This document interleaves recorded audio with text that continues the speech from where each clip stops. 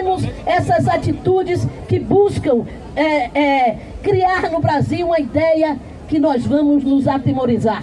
Não temos medo dos capitães, não temos medo de todos esses que estão hoje engravatados no Congresso Nacional, janotas engravatados para dizer que falam em nome do povo, falando em nome da elite econômica, defendendo os interesses da elite econômica. Se tirou do dicionário da política brasileira, especialmente do Congresso Nacional, a palavra povo. Só vê deputado falando em nome do mercado. E é isso que eles querem. E nós estamos na rua para dizer que a nossa luta em defesa do povo, dos trabalhadores brasileiros, continua. E não adianta nos ameaçar com ditaduras.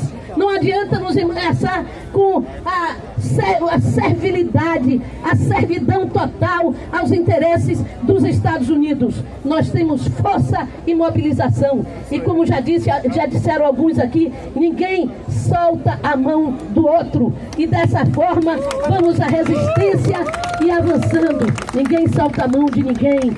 Muito menos as mulheres, muito menos os negros, muito menos os despossuídos, muito menos a população LGBT, muito menos aqueles que são os mais vulneráveis nessa sociedade capitalista, perversa e cada vez mais doentia. Vamos à luta, ela continua.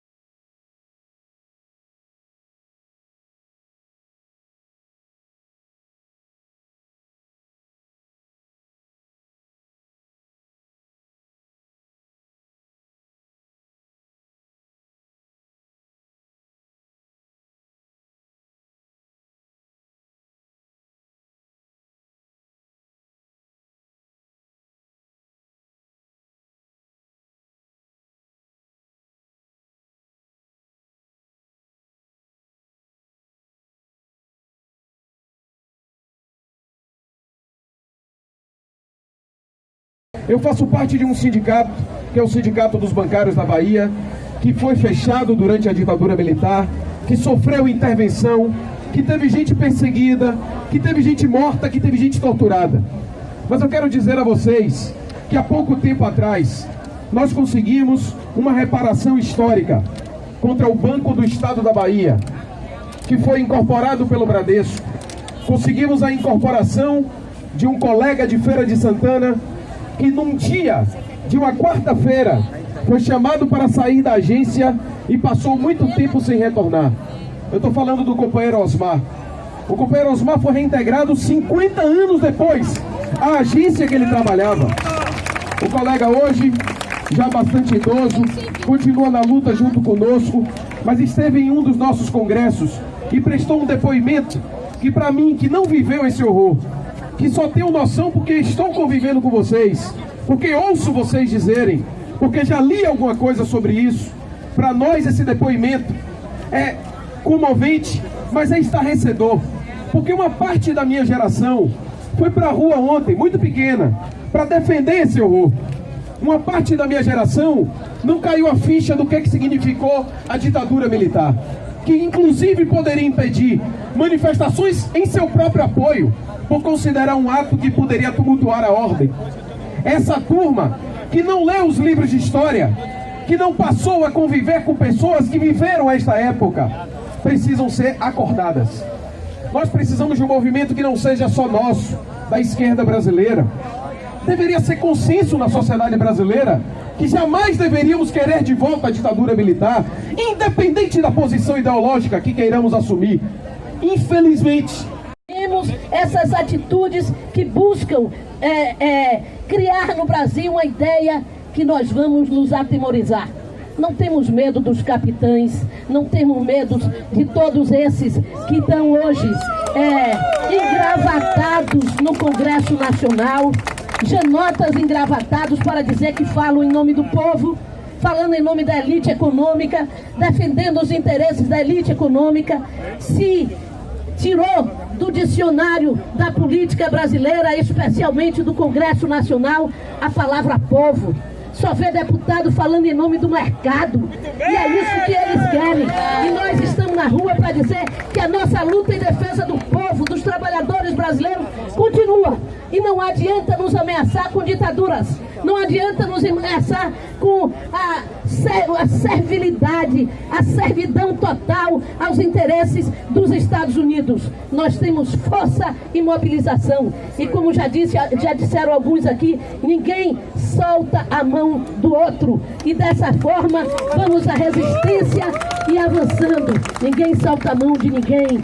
Muito menos as mulheres, muito menos os negros, muito menos os despossuídos, muito menos a população LGBT, muito menos aqueles que são os mais vulneráveis nessa sociedade capitalista, perversa e cada vez mais doentia. Vamos à luta, ela continua.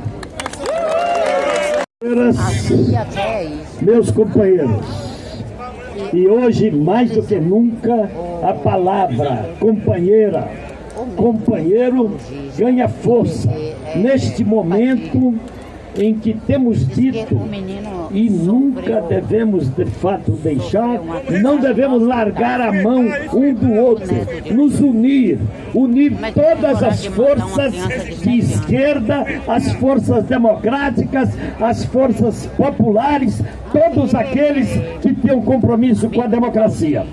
Hoje, Paulo Pontes, que eu não vi ainda aqui, Paulo Pontes, querido companheiro, 9 anos de prisão, que ficou conosco naquela penitenciária Lemos Brito, me dizia que às vezes a história escreve certo por linhas tortas. O capitão reformado provocou o povo brasileiro ao dizer que a ditadura devia ser esquecida, e nós estamos nos levantando no país inteiro para dizer que nunca esqueceremos o que foi a ditadura. Nós vamos lembrar dela sempre com seu rastro de sangue, seu rastro de terror, seu rastro de morte, seu rastro de prisões, de torturas, de desaparecimentos. É assim que nós vamos lembrar sempre da ditadura. E não vamos lembrar apenas chorando, porque também choramos pelos nossos mortos. Vamos lembrar lutando, não para sepultar a memória, mas para trazer sempre a memória à tona, para trazer a verdade sempre à tona. Ela não foi contada ainda. Temos feito esforços para isso, mas ainda falta muito para revelar o que foi o terror da ditadura. É inacreditável, ou quase inacreditável, que o sujeito que está na presidência da República queira celebrar a ditadura. Corresponde aos alemães, porventura quisessem celebrar o nazismo e os fornos crematórios. Corresponde a isso. Fornos crematórios que acabaram de ser lembrados no caso da ditadura, Haroldo. Um sujeito que usou o forno crematório para matar companheiros, revelou estes dias, ele hoje pastor, revelou estes dias que incinerou companheiros na fornalha de uma usina de cana-de-açúcar. É assim que foi a ditadura que eles querem que nós esqueçamos.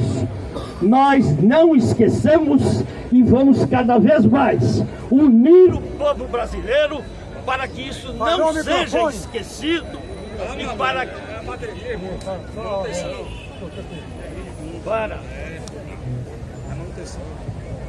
para que isso não seja esquecido e insistido sempre: ditadura nunca mais, democracia sempre. Nós aqui da Bahia não poderíamos de maneira nenhuma deixar de nos juntarmos a todos e todas aqueles e aquelas que hoje no Brasil repudiam a ditadura, relembram os anos de horror que nós vivemos nesse país. Nós precisamos continuar fazendo isso. E eu fiz isso há pouco na Câmara Municipal, lendo um trecho de tortura de uma jovem chamada Dulce Maia, barbaramente, para dizer que nós não podemos de maneira nenhuma admitir que um imbecil, que um bandido que hoje ocupa a presidência da República, infelizmente, tem a ousadia de comemorar, de chamar o povo para comemorar, ou até mesmo que passe pela cabeça de alguém, de dizer que o Brasil precisa voltar àquele tipo de governo. Já foi dito aqui, foram prisões, mortos, cerca de 2.000 é o que os estudos dizem, 10.000 torturados só em São Paulo, mais de 200.000 pessoas investigadas, não sei quantos mil exilados, filhos de torturados, e um trauma que ficou até hoje na nossa sociedade, o trauma do terror, do medo da política. Nós não podemos de maneira nenhuma relaxar a vigilância. Mas alguém disse aqui que há males que vem para bem. Nesse caso é só para dizer que a vida é dinâmica e nós precisamos relembrar as gerações que não tinham nascido ainda, porque os livros de história não contam.